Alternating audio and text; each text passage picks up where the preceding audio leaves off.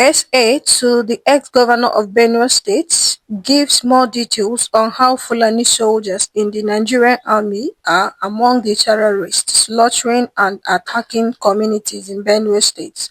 Listen to these details. One of the attackers was killed as they made their way out after that attack, and your people found his ID card. Are you sure that that's a valid ID card?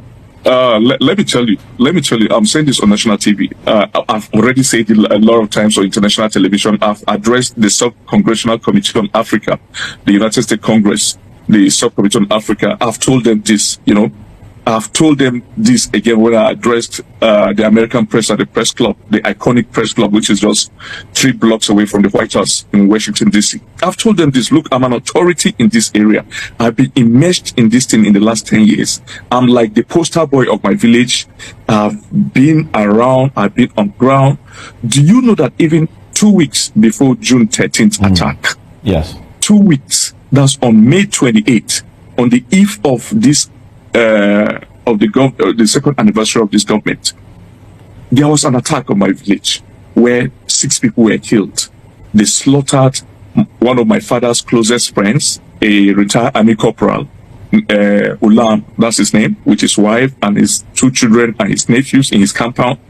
That's on May 28th. So the following day, May 29th, in our ward headquarters, which is called Ude, it's in the interland, Yerota is on the highway. So Ude, our ward headquarters, is 5 kilometers away from Yerota in the bush.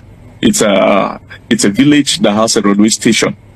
So in that Ude, in the morning of the following day, a thief woman was going to her farm to fetch firewood, and she passed a Fulani guy who was squatting and was trying to fix something in a motorbike that was spoiled. Okay. So she saw some splashes of blood on his clothes. Of course, that's the ground for suspicion. So she went back to the village and raised alarm amongst the youth.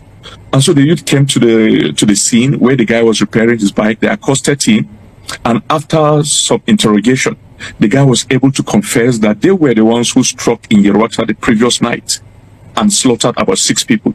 And so that the guy who gave him that bike is a soldier, a Fulani soldier in that village of Ude. That village, Ude. Because there are detachment of soldiers in Yerwata. Yes. There are detachment of soldiers in Ude. And so they took the guy and went to the station where it's a primary school in the village where